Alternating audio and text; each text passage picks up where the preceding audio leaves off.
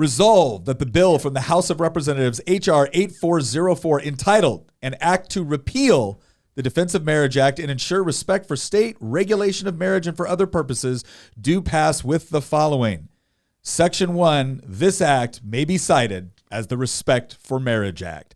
That is the opener to the text for the Respect for Marriage Act. We're going to discuss today, what does this bill actually do and what are the implications? Because a lot of times the text or the messaging can sound really nice, but there can be second and third order effects that people have not anticipated, or in this case, that they have anticipated and are being deliberately ignored. We're going to go over all of that on this episode.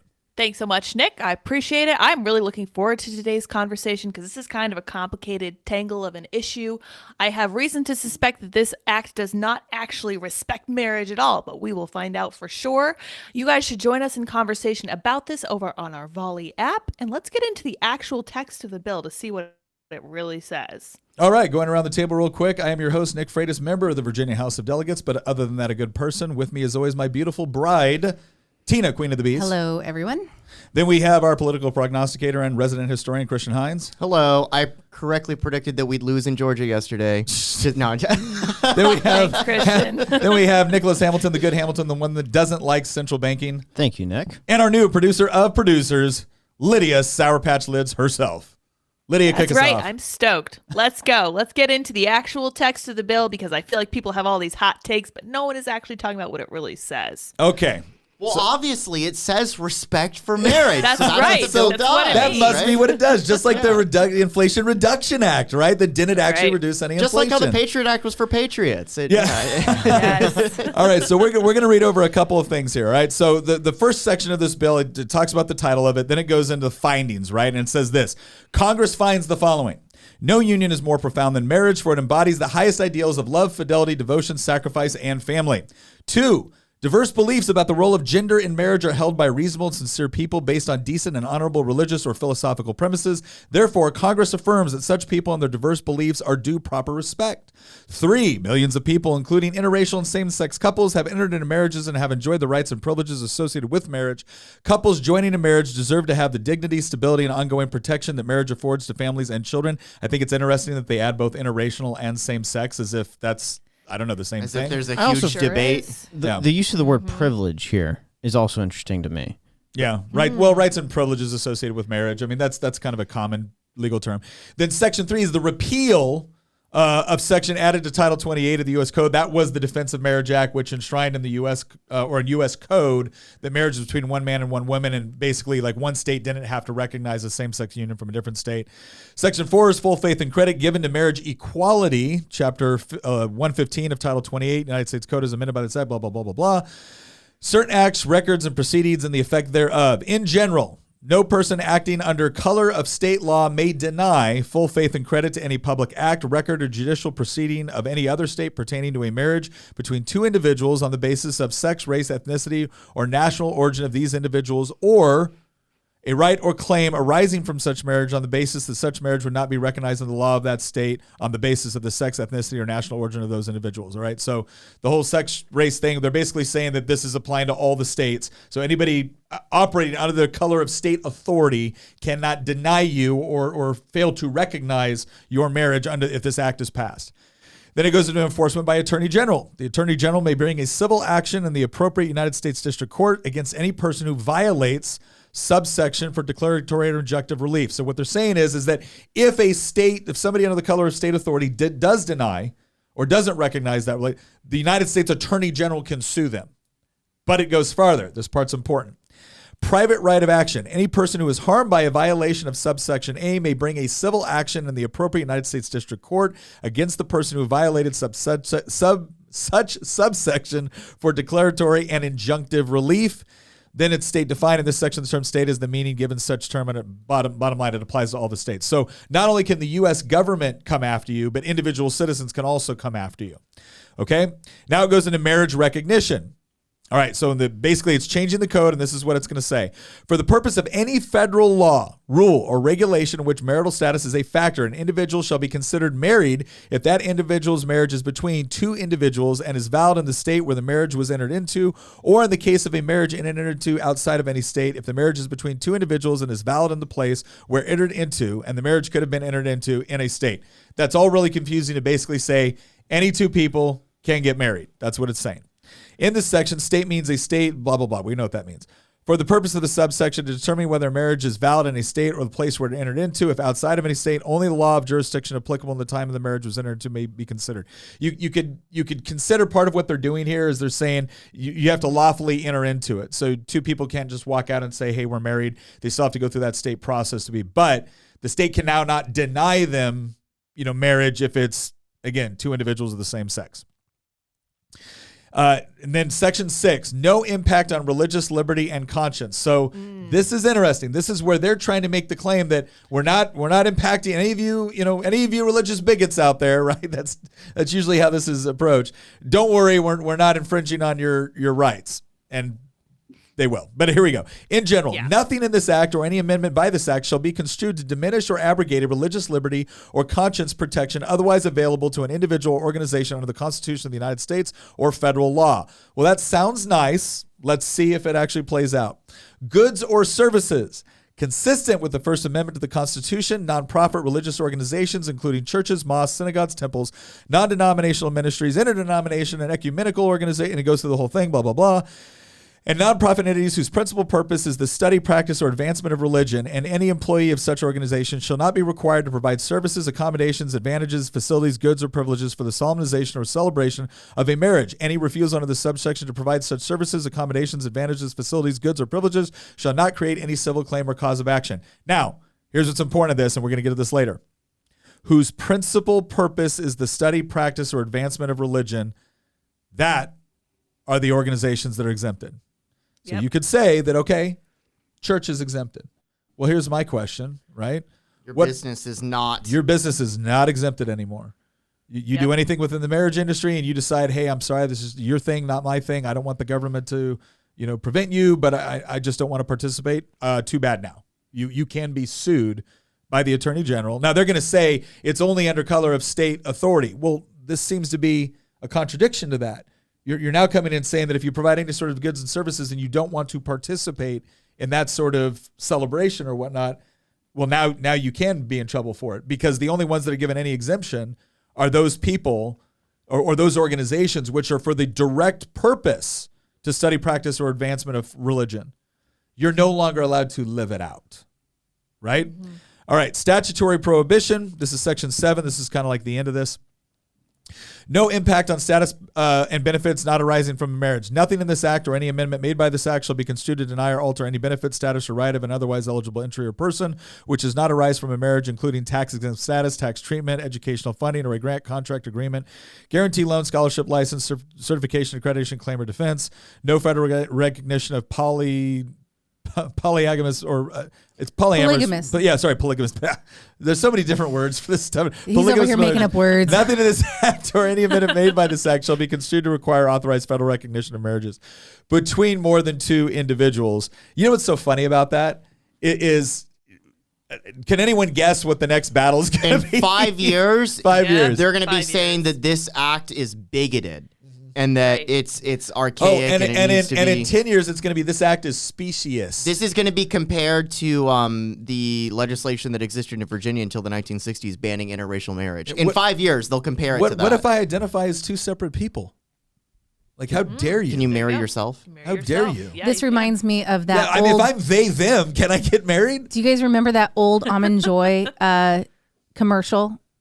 Where it's a bride on one side and a groom on the other. It's one person. Yeah. And like he's turned one way. It's like sometimes you feel like a nut, sometimes you don't. I don't know that would go very well this year, this time, but that kind of reminded if you want to marry yourself. Yeah. Final act. Section 8, severability. If any provision of this act or any amendment by this act or the application of such provision, any person, entity, government, or circumstances is held to be unconstitutional, the remainder of this act or any amendment made thereof, or the application of such provision, blah, blah, blah, blah, blah, shall not be affected thereby. So basically, it's severability means like if you declare one part of it unconstitutional, that doesn't make the whole thing unconstitutional. Does that make sense? Okay, so that's the act. That's what it says. Now, a lot of people look at stuff like this and be like, what are you talking about? It's clearly defined in the act that we're going to protect all you religious people that don't like this. Except when you dig deeper in, right? When you start to, this is one of the biggest things that surprised me serving in the General Assembly. And this is something that I really enjoy this whenever we're talking to students. And we have students come and talk to us about a particular bill. And let's say, I want a bill to do this.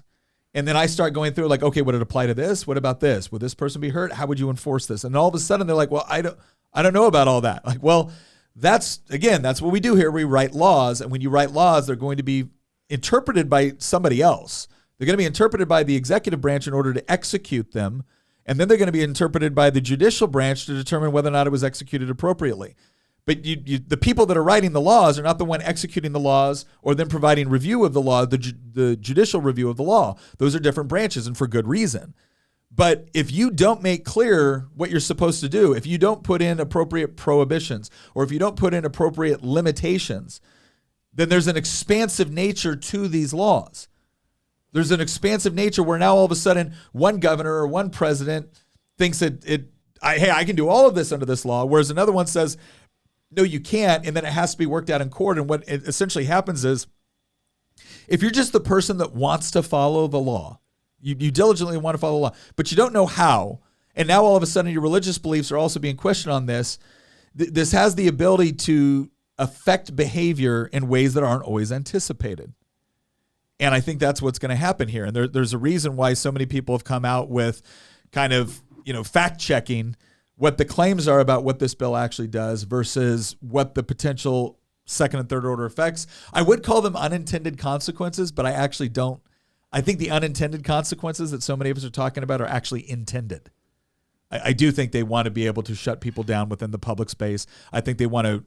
I think part of the object is to push anybody with religious belief that doesn't fit the kind of the woke progressive status quo into not the private sector, but into privacy.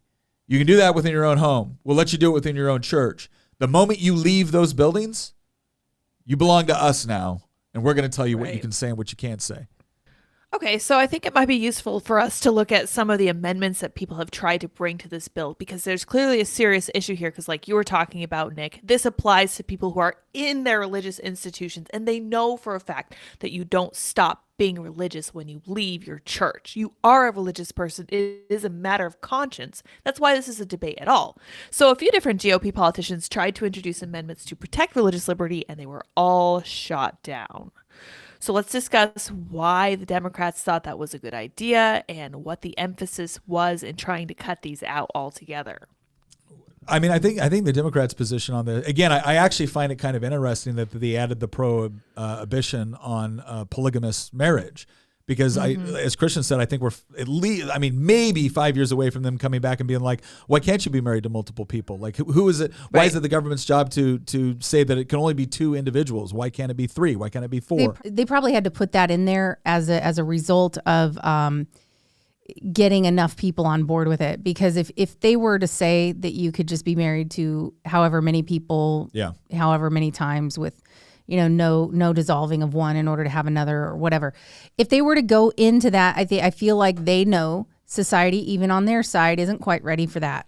Well, can I say another reason? And so they wouldn't have gotten it through. I think that's true, but I think there's also another reason, maybe from a practical standpoint, on why they might not have done this. And this is we're actually going to be talking about something else later in the episode that you're going to want to stick around for, and that is what is the actual approach that the government should take.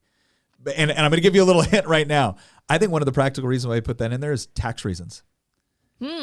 Once you go into this whole polyamorous, polygamous relationships, how do you work out the taxes specifically when 37 people are married? It's a lot to keep track of. Right. And since taxes are so important to marriage, right, Christian? Oh, yeah. As you will soon find out. Yeah.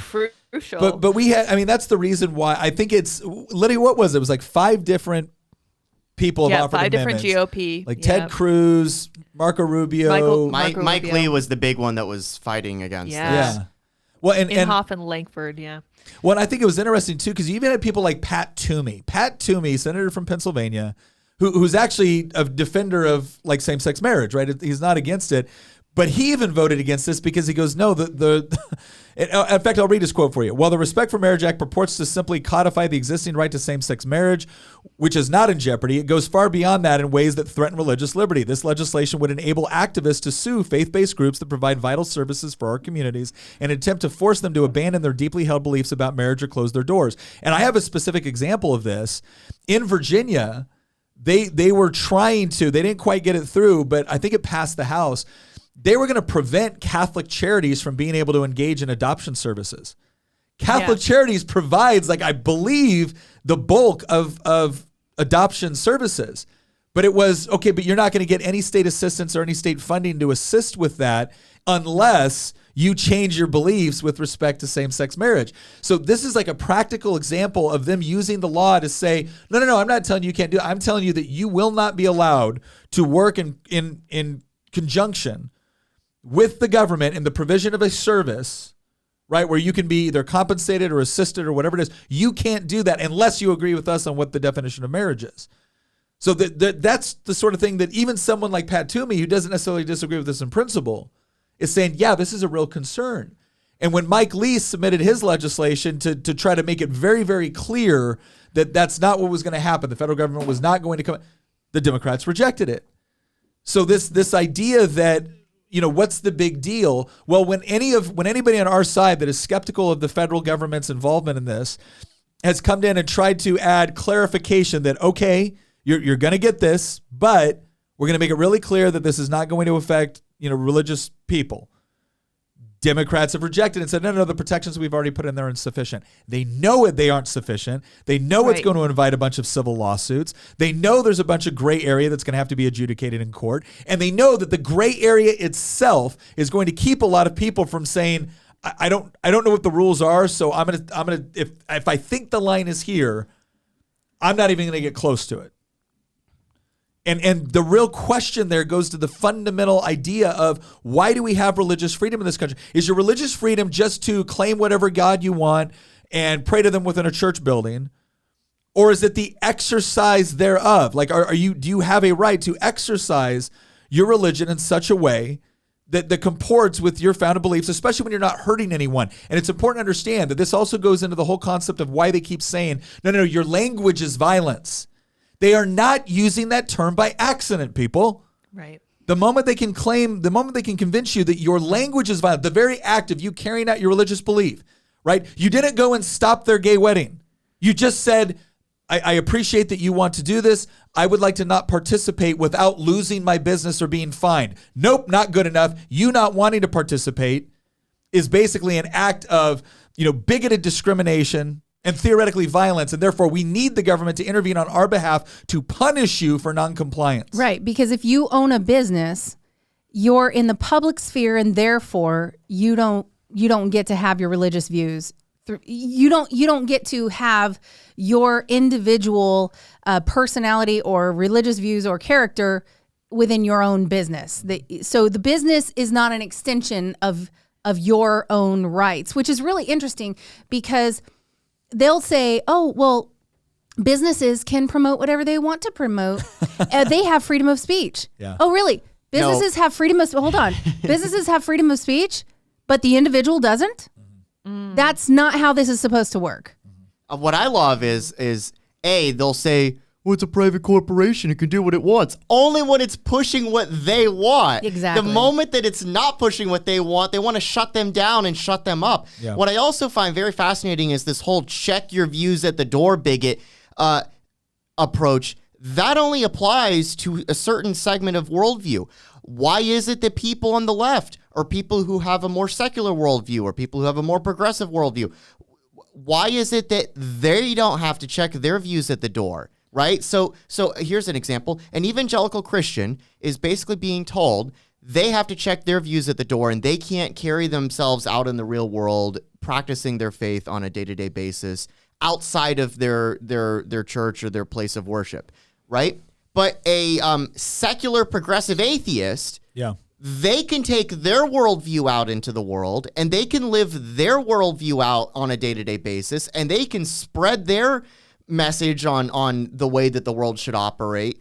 And nobody has any problem with that. Nobody tells them to check their views at the door. Well, we just saw this in Richmond, where a very popular restaurant downtown canceled the Family Foundation's reservation and said, "You're not welcome here." And you know what my attitude is? They're free to do that, but you damn well better apply it equally. I find that so fascinating, because for a group of people whose religion is the state, whose worldview does encompass, that the Father is the presidency, the Son is Congress, and the Holy Spirit is the Supreme Court. Is the judiciary. Something like that. Yeah. For unholy people Do you Trinity. guys remember? Do you guys remember in 2015 when Steven Crowder went into a Muslim bakery and asked them for a gay wedding cake? Yes. You remember what they told him? Oh, They he said went no. to several, and every one of them were like, "No, we don't do that." Nah, thanks. No protest, and- no nothing. Right, exactly. Because what happened in Colorado, and this is something we're going to touch on closer to the end of this show, I believe, if all goes according to plan, is that these people are being targeted. They're being used to make a point. Yeah. The point is about Christianity. The point is about a certain worldview. It's not about atheism. It's not about Islam. It's not about any of these other religions. It's just about this. And I think that's exactly why Democrats have left this as vague as they have, and as directionally oriented toward the actual church institutions as humanly possible. But carry on, Christian. It is curious to me why they don't target other religions. Why that might be. What motivation do they have not to target other religions? And I mean, it's just an interesting question to me. Because other religions fight back. Good point. I think here's what I find interesting on what's been going up in Michigan. You've been seeing Christian and Muslim parents show up at school board meetings going, "You are not going to teach my children this." And what's interesting is that the left has always said, "Oh, we'll see how you conservatives like, your Second Amendment rights when it's a Muslim doing it." And it turns out conservatives still like our Second Amendment rights. Right. Of It turns out course. Christians and Muslims are going up there together going, "You know what? We don't agree on theology, but you know what we do agree on? There is such a thing as a moral order, and pushing sex on kids is a bad idea." Right? And so this is the thing where I think there's going to be some people on the left that realize that you're pushing an issue now. And you thought you could get away with it forever because you thought that Christians were just hateful, mean, bigoted, ignorant people that don't like anybody else unless they look like us or agree with us. And what you're finding out is, one, look like us doesn't make sense because Christians look like everybody across all over the world. Yep. Right? And secondly, you're finding out that other people that have a religious worldview, in what we might call the, like Jewish, Muslim, Christians, there's still a lot of similarities with respect to a lot of the moral values in there. Obviously, there's major differences, and there's major disagreements about very important theological points. But there's still this genuine belief in the thing of objective truth, objective moral laws, and that is damaging to the woke progressive position because they can't have that. Right? The only thing that can be objective is whatever they've declared as objective from one day to the next.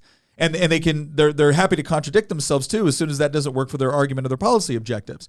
But now they're running headlong into people that don't share that worldview. And what a lot of people that have differences of opinion on other issues theologically are realizing that societally we actually have a lot more in common because of that commitment to objective truth and objective moral law. And again, for a lot of Christians like me, I'm not trying to impose the moral law on you or my Christian mores onto you through government. But don't think I'm going to sit here and let you impose your secular progressive religion onto me. And right. I mean that's what's problematic. What I love is that those people try to pretend that it's not a religious worldview, right? Mm-hmm. Atheism is the rejection of God. It's not the embracement of it. It is a religion. Yeah. It is absolutely a religion. It carries all of the components of a religion. If we define religion as a set of principles and viewpoints to describe the way that the world works and ought to work, mm-hmm. atheism absolutely qualifies as a religion. Mm-hmm. And what I just find so fascinating and quite frankly very frustrating is that people who share that worldview are absolutely protected under the First Amendment and every single law in this country to share that worldview as much as they want and practice that worldview out in the real world as much as they want. But the moment that you reject that worldview and you carry a traditionally, religious view, Judaism, Christianity, Islam, Hinduism, any of them, you were somehow treated as if your views carry less weight and matter less than the secular atheist progressive. Yes. It's a complete double standard. Well, and nobody can tell me otherwise because I have family members that fall into both of those categories. And I know which one is actually getting the scrutiny in the public square and which one isn't. The presumption is that if you take a secular progressive worldview, yours is one that is based upon scientific reasoning, logic, rationality, empirical You're the good evidence, guys. inductive and deductive reasoning. And if you're religious, it's just Sky Daddy and the Flying Spaghetti Monster, right? There's no real appreciation for even and a historical understanding of how science gained in such prominence, how rational thinking, logic gained in such prominence, how the emergence of human rights emerged out of Christianity. People forget this, Science, that before too. the emergence of Christianity, there was no respect for life. Julius Caesar wrote in his autobiography glorifying himself for murdering 1 million Gauls. And that was considered something worthy of public praise. It wasn't until Christ came along that people started realizing that human beings actually had inherent worth and value and that maybe we shouldn't be slaughtering each other and praising one another for it. There's so many examples of this, of how Christianity gets such a bad rap by certain people, but when you look at the historical record, most of the institutions that the entire Western world has been built upon, almost all of the institutions that we would define as classically liberal, emerge out of Christianity, and including the scientific method. Well, and this is so I think we've made the case that this is not a simple thing where people on the left are saying, hey, we just want to include this in the code. They have clearly left open a mechanism for punishing people in the private sector who don't believe the same way that they do. And then you have the people that obviously come on and like it, and you expect it out of the left, but there's also a lot of libertarians like Austin Peterson, who I know and who I've been at events with before, and who on a lot of issues I agree with. He made this tweet where he was saying that, they're using the same arguments against same-sex marriage that they used against interracial marriage. And my response to that is, okay, I don't know who's making those kinds of arguments. I would not agree with that sort of reasoning, but please don't pretend that this is the same thing. It's not. Please don't pretend that if you honestly believe it, if you honestly believe through Scripture, because you're not going to find anything in Christianity which is opposed to interracial marriage, right? In fact, it's quite the opposite in the respect that in Christianity you all have equality and value within the body of Christ. Right, male, female, different ethnicities, different skin colors, etc. So there's not that. However, Scripture is also very specific on what constitutes moral sexual relationships, and it's between a man and a woman within the boundaries of marriage. Now, again, there's a lot of people say, okay, well, I don't share your religious view. Why should you get that to impose that on me? I agree. I'm not trying to impose it on you. But understand that what's going on right now is that this pushback on, well, why is the government holding up one definition of marriage to be superior? You're not trying to change that dynamic. You're just trying to change the criteria by which we impose it, right? You're trying to broaden the definition. We should also impose this. Well, now I'm going to start to wonder, because when it was one man between one woman, I could at least track that back to things like, centuries of common law. I could track it back to traditions that kind of made sense with respect to, hey, what's kind of important to society?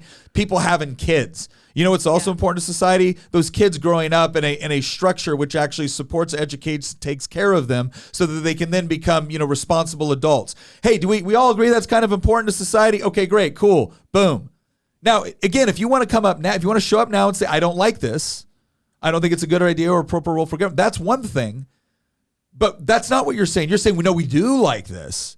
But now we want to open up the definitions, and we want to tell you that the government now is taking a proactive position and saying that all of this is valuable and that all of it should be respected. And if it's not, you're now potentially coming close to violating the law. Yeah, can I go back Yes. real quick to that goods and services section where it's saying, consistent with the First Amendment to the Constitution, nonprofit organizations, and it starts listing basically nonprofit religious organizations who would be exempt, which means this really isn't about goods or services because it's about things provided purely by religious organizations whose sole purpose is their religious organization.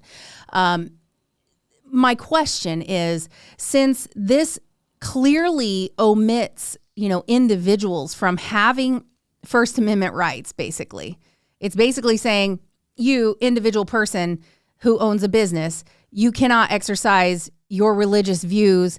And so let's say that, like, we've got a really good friend who's a DJ, and he makes a lot of his business off of weddings.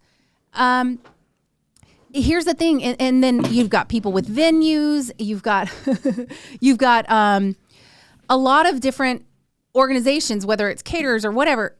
Mostly the hospitality areas. Yeah.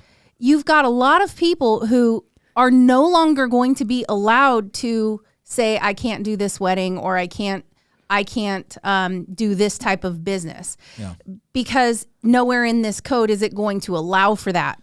And so my question is, has more to do with loopholes. I'm curious as to whether or not somebody could set up a nonprofit DJ service. Yeah. Or a nonprofit religious venue service, and have it be basically set it up so that they can fit within this definition. Is that possible, do you think? Or would that be really hard and you'd have people getting sued? The problem is that, again, what we found is that people are sue happy over this stuff. Well, the other thing... And they're very selectively sue happy, right? Nobody's suing the Islamic baker. Right. But can I bring up one other thing, is the fact that under the Obama administration, we all saw how religious exemption, or not religious exemptions, but religious nonprofits and various other nonprofits were getting denied and denied and not getting approved. And so what I'm wondering is, if somebody does try to go, hey, well, okay, we're a religious organization then they'll just get denied. Yeah, we've watched Obama do it before. The government can theoretically, deny its nonprofit status, because again, when you're applying for nonprofit status, they're going to ask, what specifically are you doing, and under what section? Is it charitable? Is it educational? What is it? And then if you start, but here's the other deal too: if you're starting a nonprofit, well, then now you can't have a for-profit business. And most of these people don't want to operate as a nonprofit; they want to operate as a for-profit business. It's a much better way to operate in many respects. Right, but now you're forcing them in this, and again, this is where we were talking about with the whole, the government trying to control crypto and everything else. It's like, this seems like Book of Revelation stuff, right? You will not be allowed to engage in commerce unless, right, you're willing to march the party line on something, and that's the part that gets scary. Now, the counter argument that they will make is, oh, so you want a bunch of bakers to have signs in their shops saying, we serve everyone but gay people, right?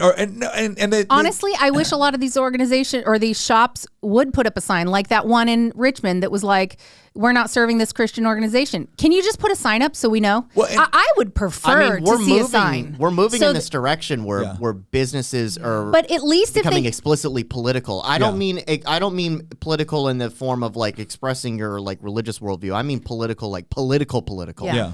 And people are self-sorting, right? I mean, but if they were to put up a sign, it would tell the rest of us, hey, not a good establishment to go visit. That's what I mean by people are self-sorting. Well, so that's the question. This kind of goes into the larger discussion of what is the actual solution. Like, if you're a liberty-minded person, what's the solution to this? Because if you're sitting here and you're looking at this going, I don't know about all this. Like, I don't necessarily, I'm skeptical of government power. And so, I mean, gosh, I understand that, I don't want shops to be able to put signs out there like they did during the Jim Crow era that said, whites only. And I don't want the government to actively work in such a way as to discriminate against these people. But by the same token, I don't want a baker hauled into court because they didn't want to participate in your wedding. Right? Like, so what? Right. So, Nick, the solution is just elect more Republicans. Is it, though? It is I'm not not. sure about that. It is not. I had a couple questions before we go on. Nick, I wanted to ask you, there's a sign that some places have that says we reserve the right to refuse service to anyone. Yeah. What's the legal background for that? Is this actually true? Because I know some do not carry guns here signs are ineffective because they're not like the right format. Is this the case with these signs, or is this something that these organizations can do? It is a question of whether or not it violates state or federal law. So when they say we reserve the right to refuse service to anyone, that's technically true based off of the reason why they're refusing you service. So, but if they come right out and say, I'm refusing you service because of this, well, then now that potentially violates state or federal law. Now they can't do that. But if they say, hey, no shirts, no shoes, no service, we have a dress code in this restaurant and you're not wearing it, so I'm kicking you out. Those are areas where typically we allow businesses to, have the leeway to make those distinctions. And it's also, a lot of this used to be covered under what we considered freedom of association. Right, it was a First Amendment protection. It was the idea that, freedom of association obviously is also the freedom to not associate. So I don't have to join your club, and I don't got to let you join mine. Now, again, a lot of people have used that for some pretty horrible stuff. There's no denying that. The question is the government coming in and trying to codify all of this? Is it actually leading us to a better place? Because as Tina pointed out, if you have, let's say you're operating your business based off of racist principles, I would like to know that so I can never do business with you, right? Or let's say you're operating your business off of deliberately anti-Christian principles. I would like to know that so I can never do business with you. Let's say you got another business that, hey, I just want to make sandwiches, man. And I'm not going to tell you what my politics are because it's not important to the process of me making you a sandwich that you want to buy.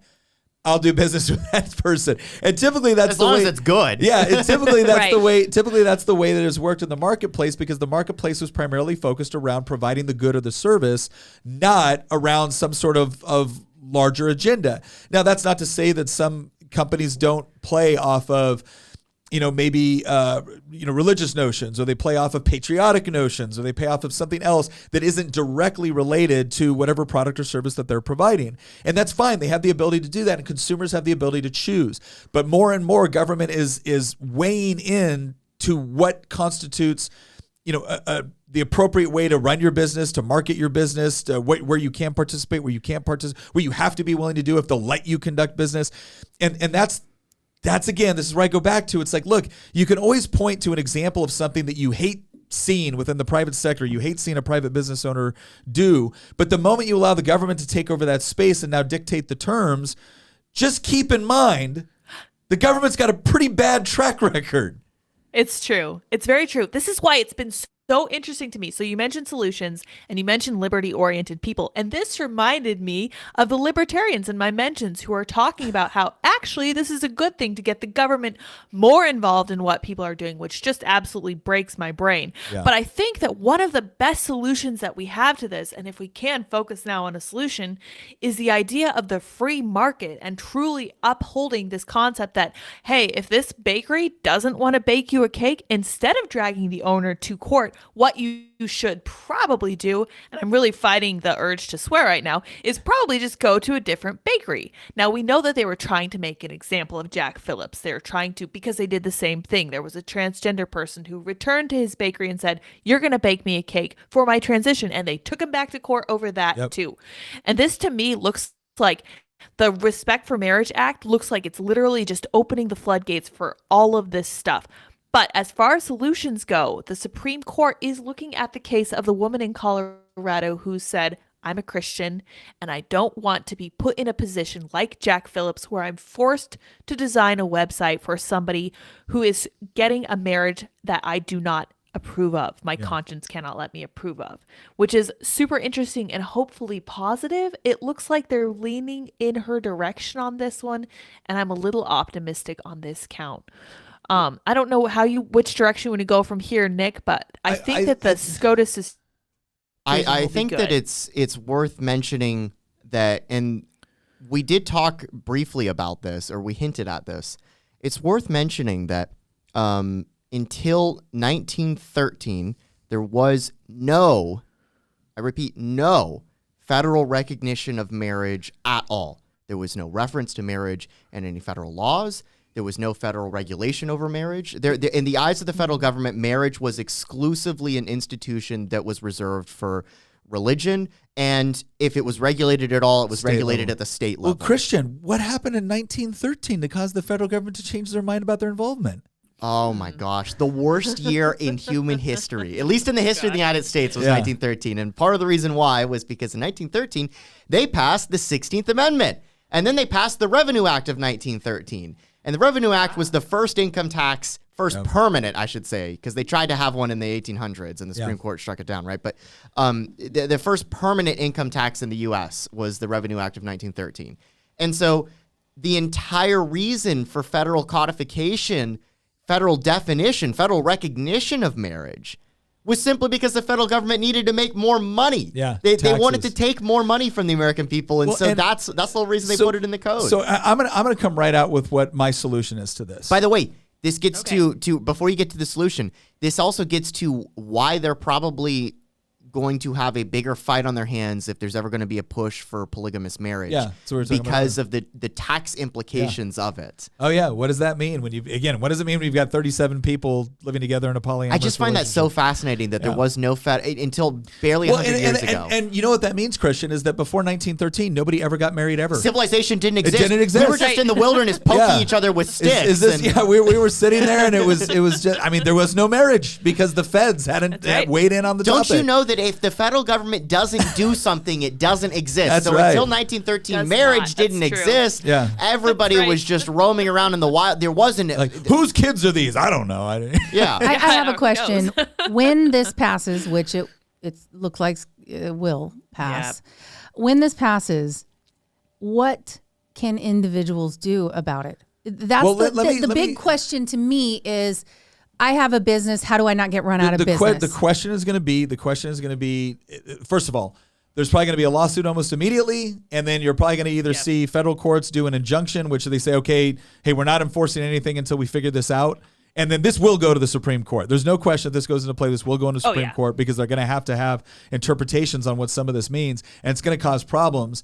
But the issue there is that you're not going to be able to really probably change it unless you have a significant change within government, which obviously isn't happening right now, other than the House. But even that, it's a minor change, and there's enough Republicans that voted for this. Well, there's a reason why they wrote it. Isn't there a reason why they wrote it up in such a way where it can be kind of sliced and diced? And because they wrote it up in such a way where it can severability component. Exactly. The severability component. So, and that will be a major question. But this, I would be shocked if this does not get challenged and go all the way up to the Supreme Court, because there are so many problems with respect to how this can be interpreted and whether or not it's a violation of First Amendment rights. And I think it ultimately will be determined that it is.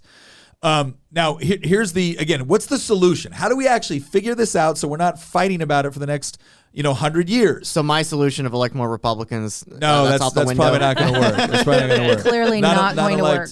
Not unless you elect Republicans that actually, I don't know, understand things about philosophy and the limiting principle of government power. But okay, now hear me out, because this is one of those situations where I get hit from both sides, and I'm going to tell you why I get hit from both sides. So I have actually publicly come out and said I think the government needs to get rid of or get out of the business of defining marriage altogether. I think you take marriage completely out of the code.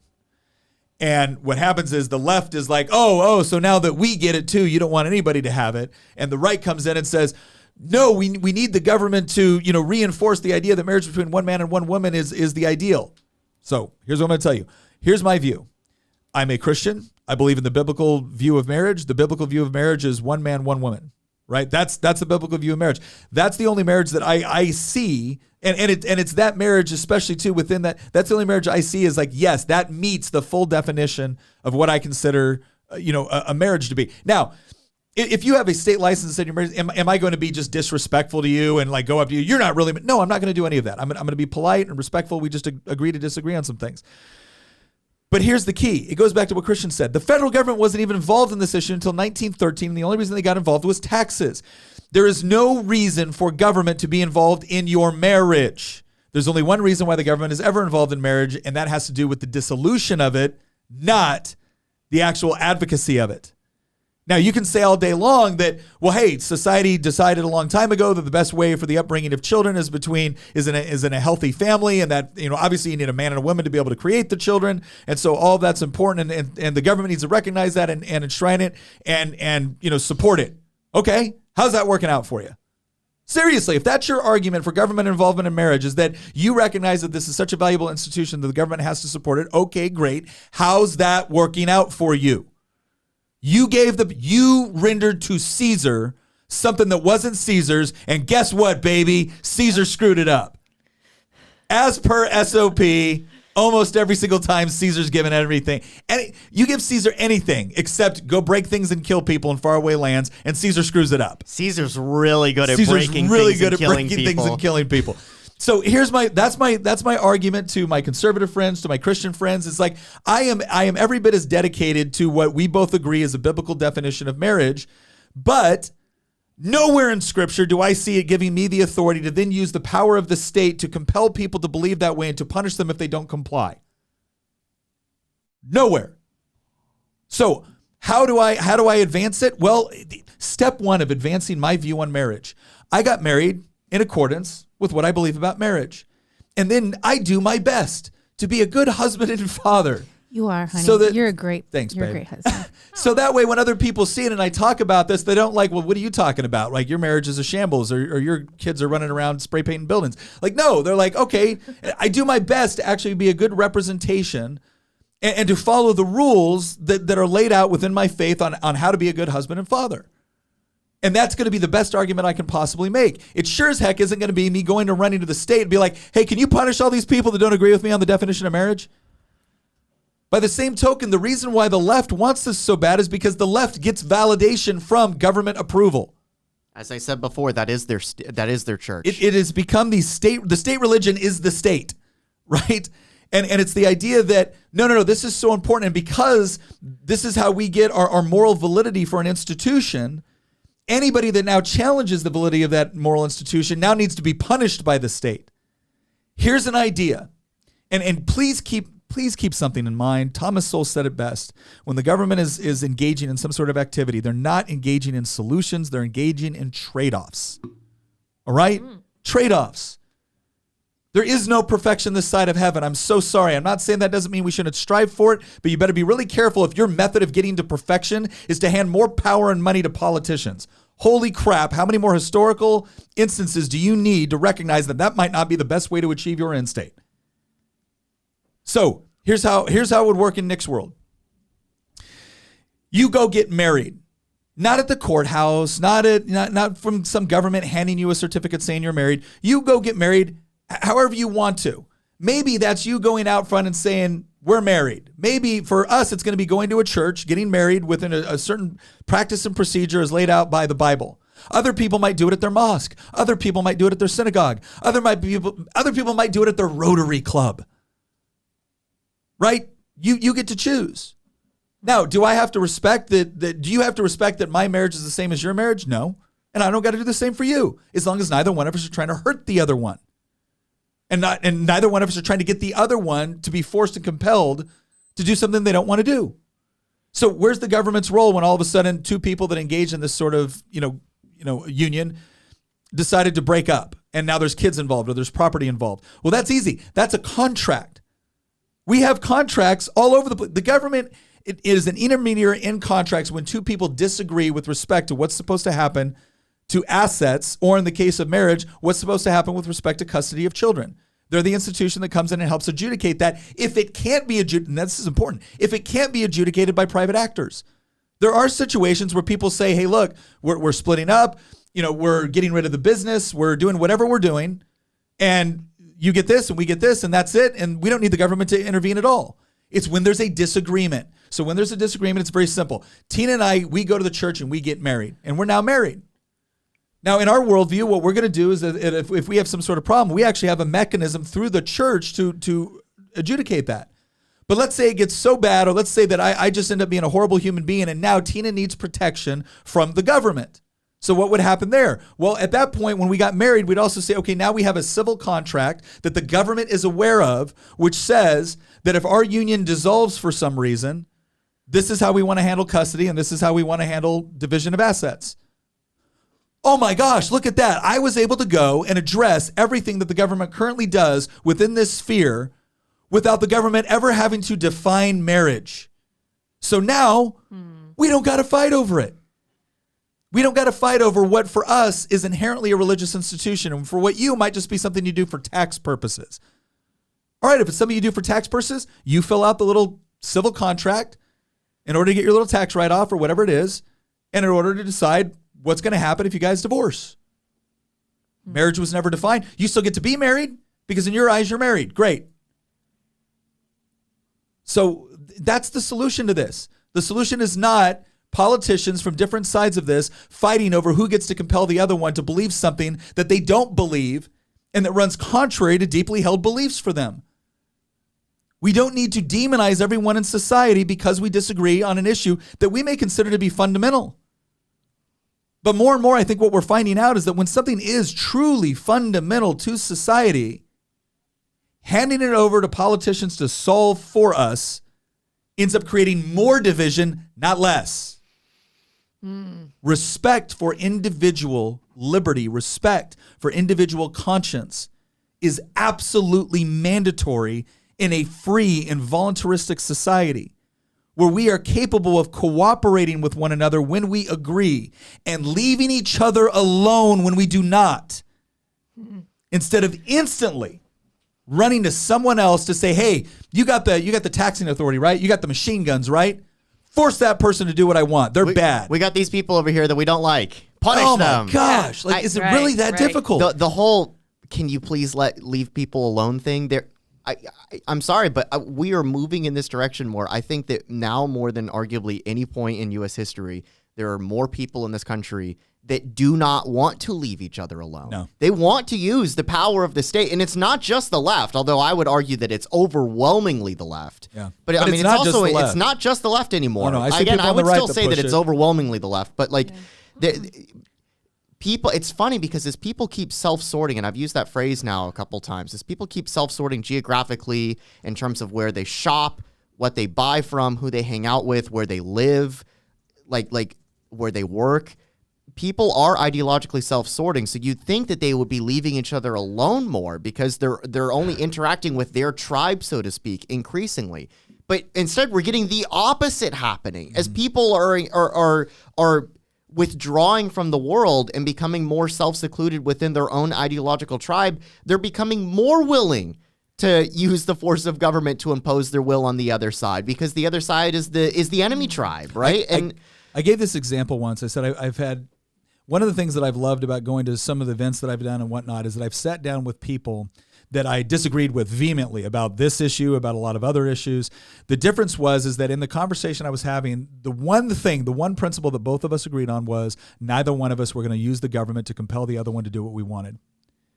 Yes. Where we agreed, we would work together. 100%. Where we disagreed, we would leave each other alone. And then reality, right? Our ideas, beliefs, and philosophies being worked out in reality would decide which one of us was correct on an individual issue. And we may have discovered, depending on the issue, one path was correct for me and one path was correct for them. It's not always necessarily the same. On other things, there are guiding principles that I do think are universal and apply to everyone. But the difference was neither of us were going to use force, and we sure as heck were going to delegate out the force to the government to compel the other one to do. In that situation, you can sit down with somebody and have some of the most wonderful, insightful, beautiful conversations you will ever have with people that disagree with you on the issues, provided that you can agree on that one principle. We're not going to force the other one to do what we want. That's right. Because coexistence, I'll stop here, I promise, Lydia. I've said this before. Coexistence is not a bumper sticker you put on your car. Coexistence is resisting the urge to coerce those whom you can't convince. And if you can live by that, you will find that you can have diverse friendships and relationships with people that are different from you ideologically. But the moment the primary way to solve the difference is through force, violence, and coercion, even if you've delegated it out to a government body, get ready for people to self-sort and never want to be associated with other people that think differently than they do. Yeah. You're entirely correct. And what you just described there, Nick, was the actual definition of respect. Unlike the word as it's used in this title of this ridiculous bill, I think you have the exact right idea. And I'm really optimistic that people will start to understand that more as we're moving forward. And hopefully it won't take too many like Supreme Court cases like I suspect we're about to see because of this law moving forward. But you never know. Silver linings come for everything. So hopefully we will be able to achieve that modicum of respect for other people as we move forward. But I think we should wrap it here. We've been talking for an hour. I feel like we broke it down pretty well. We explained the bill itself. We talked about the problems we have with it. And we gave a really good solution. So hopefully people will leave this podcast better than they came in and with a better understanding of this ridiculous act. All right. Well, listen, thank you all for joining us. And I also want to thank, we had a member of our Volley chat that on our last podcast said, hey, I really enjoyed it, but I didn't feel you actually explained what you were talking about to the layman before you went into it. And so we took that advice, and this time we said, hey, look, before we talk about this, we're going to actually read the language of the legislation. We're going to get everyone on the same sheet of music. Everyone's going to understand the same operational environment, and then we're going to engage with it and inform people. So I hope that we did that. Again, if you got some ways that you think we can improve, our Volley Chat is a great way to do it. Thank you for joining us, and we will see you next episode.